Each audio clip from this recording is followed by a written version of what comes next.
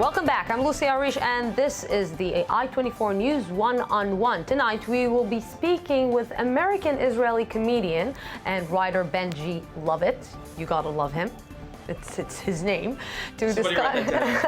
Who's got 10?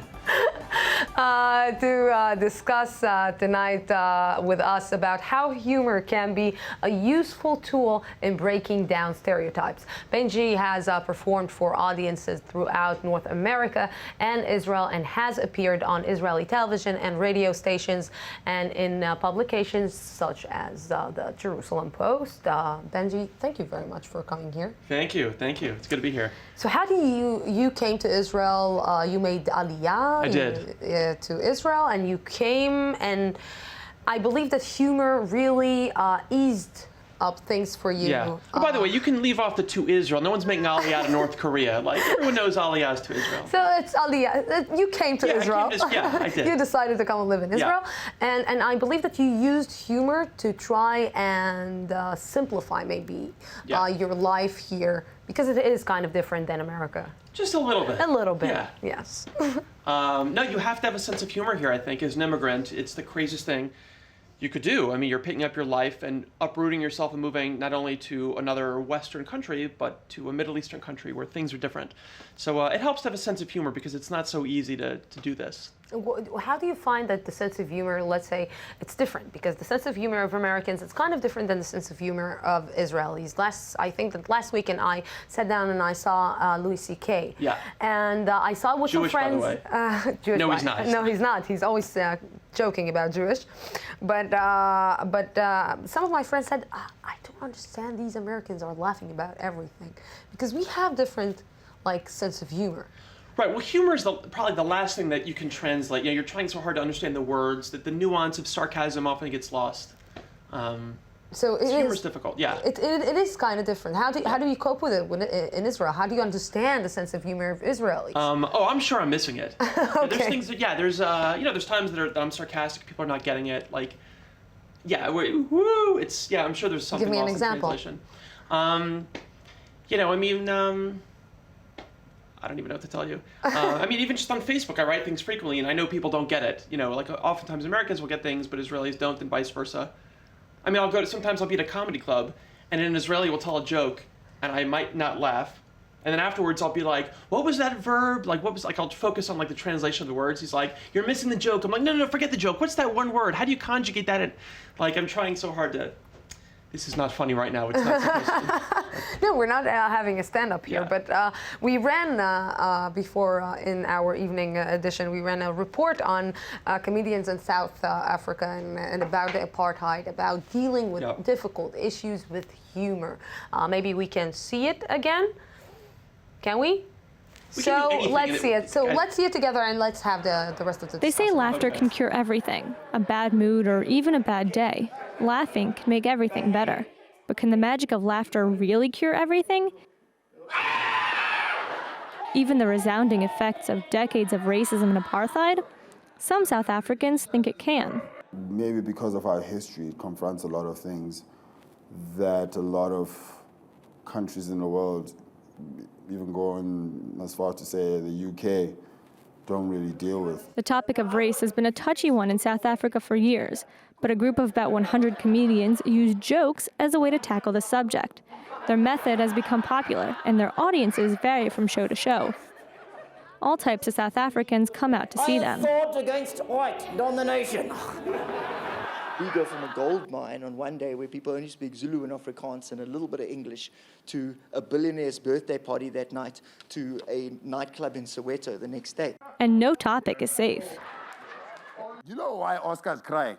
Because white people don't think of jail until they're in court. Other than race and good guy athletes turn bad, South African comedians target politicians, religion, and cultural differences. These comedians are openly racist in order to confront the subject, and they hope laughing can be the cure. We heard right now that one of the comedians said that white people don't think about jail only when they're in a courthouse. Do you think that humor can try to solve problems between, let's say, Israelis and Palestinians, between black and white, between every, let's say, difficult issue that countries are dealing with? Definitely. I mean, look, I live in Israel among the Jewish communities, and I don't encounter Arabs every day. But I mean, even within our communities, I think I can use comedians have a way of saying things that maybe other people aren't allowed to. And my comedy is not right wing, it's not left wing. Like, I know I'm doing a good thing when people from all sides of the spectrum, click like on Facebook or laugh. And I know that, by sometimes making fun of things on the right end of the spectrum, sometimes on the left, it makes people think and realize there's either flaws in their logic or another way to look at things. What's really meaningful is that once in a while, on Twitter or Facebook, I do have some Arab friends on social networks, and when they like something I do, I know now they're really learning something about not just humor, but like the way we think, and that things are nuanced and multifaceted, and that everything is not so black and white. Do they understand when, let me ask this, put it this way. Do you have any red lines? Do you sometimes not speak about certain issues, like, for example, the Holocaust? Let's say my lines are different from lines, and you were asking about differences in senses of humor. Yes. Israelis typically on the average, you will more often hear a Holocaust joke here than in America. That's not something that is so easy for me to do. But my lines are different than they were when I moved here 7 years ago. That's interesting. Give me an example. Look, I think I have, maybe when I first moved here, I didn't want to make fun of certain things. I didn't know if I would be accepted or if I was Israeli enough.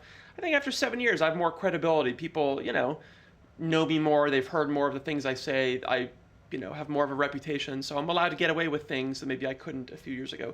But I'm not so offensive. Do you think that certain communities have less sense of humor than others? Like, do you think that the Palestinians have less sense of humor about the conflict and about... Probably. Yeah? I mean, look, it's clear, at least in, where I come from, in America, in the Western Hemisphere, people know that the Jews, if people think Jews control the world, they control the comedy world. I mean, the Jews are, if anyone doesn't understand what that means around the world, the Jews are a disproportionate number of comedians from America historically. Jerry Seinfeld, just on and on.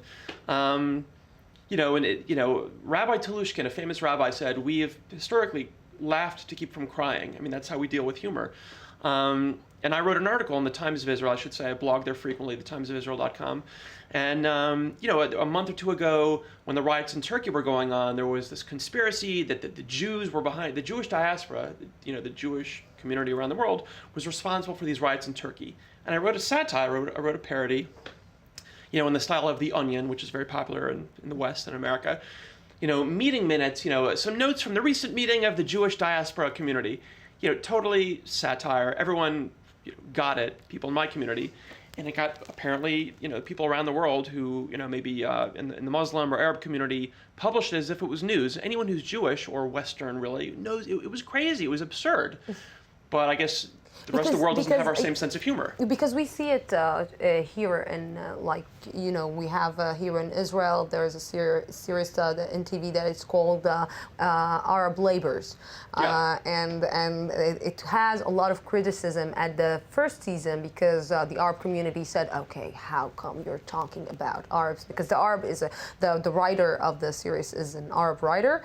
It's Said Kashua, as you know, and they were talking, the Arab community was furious about him. How come you're getting the whole dirty laundry outside? So do you get this reaction too when you take out the dirty laundry that you should not take out? There's the constant argument, I'm sure in every community, and also in the Jewish community in Israel, the constant argument of keeping it in the family, it's okay. Some people think it's okay to criticize, but to the world, and we should not be ashamed. It's healthy to get those things out. And some people think that you need to keep that in within the family. So sometimes people say, sometimes I'll write something. I don't know, I write what I think is funny, and sometimes people think, oh my God, how are people outside of Israel going to interpret that? If perceptions of Israel around the world are created by me, then we've got big problems. I mean, I think you have to be able to laugh at things. I think the majority of the time, I think it has a positive effect. But there is a difference between a satire, like you said, and a stand-up comedy. It's like that just, but sometimes I see that this line is more vague.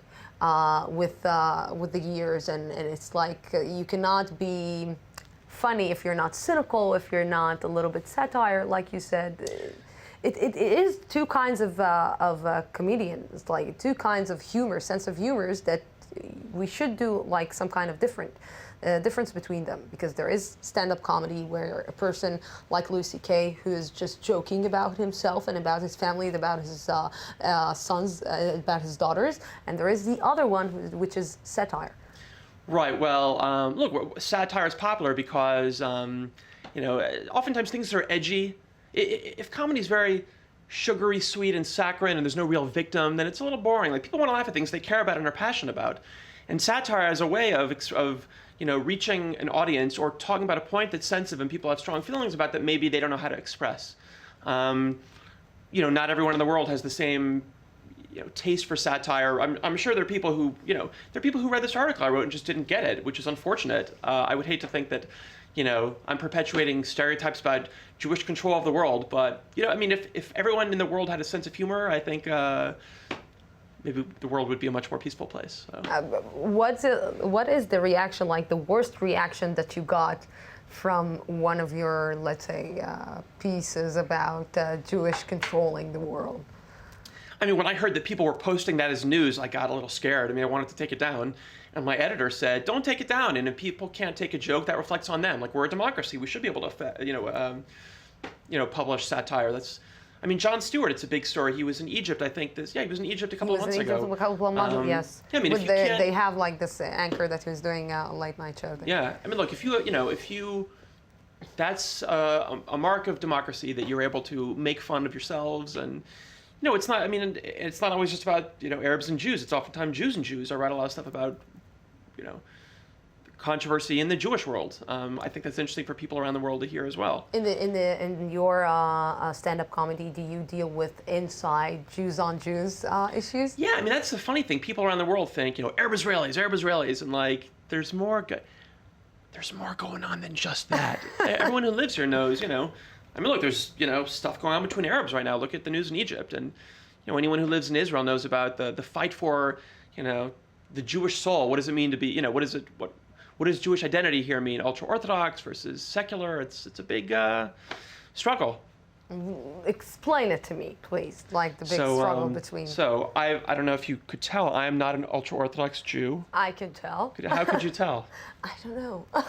So she's very smart. Only the finest news anchor here at I24.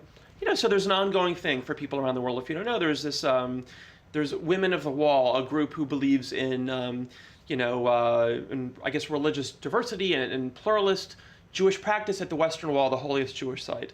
And there are people who don't think so, members who are more religious than them, who believe that everyone should pray in the way that they would pray. And there's this conflict. What does it mean to be Jewish? Is it the Orthodox or ultra-Orthodox? By the way, I am not a rabbi. Don't take. I'm sure I'm. How are we supposed to? Who does the Western Wall belong to? Should this be? How should public transportation run on the Sabbath? Should it not? Is this a state? Whatever these. I'm not going to get too deep into it, but this is something that is not just an Israel issue. It's a Jewish issue from around the world. So there's a lot. I know in the news we focus on the Arab Jewish stuff, but there's more to it than that. Do you think that, from your experience, like I know that comedians always walk down the streets and people are telling them, hey, tell me a joke. So I'm going to do that. Tell me a joke. Oh, good Lord. Before Two Arabs and Jews walk into a bar. Yes. People say, what are you doing to get... Give us a part of your stand-up comedy before we're wrapping up. All right, so... I would say that, I just celebrated my 7-year Aliyah anniversary, my 7-year, immigration to Israel. And it's funny because I realize people in Israel talk to you very differently before you move here and after. Because when you're a tourist, everybody's in sales mode. Oh, Israel is great, the people, the beaches, we are a family. After I moved here, we were joking. Why do you want to live here? Israelis don't get it, why you would move here. Go back to America. So, yeah, I wonder why you made Aliyah. It's like we always ask you, people made Aliyah, came to I24 News, they came from New York, and we were like, why did you come here to work like in Israel? Why aren't you working in New York? And growing up as a kid, it was my dream to be on I24 News. And here I am today. So It was your dream. it was my dream. Since a month. You guys have to see this place. It's like the Jetsons here. It's unbelievable. It's unbelievable. It's unbelievable. It's futuristic. It is futuristic, and we are pretty new. You know, it's like it's Very impressive. Benji Lovitt, we gotta love you. Thank you very much for coming here. Thank you. Catch his website, Benji Lovitt. I'm sure you'll find it on the web. And thank you, our viewers, for being here with us.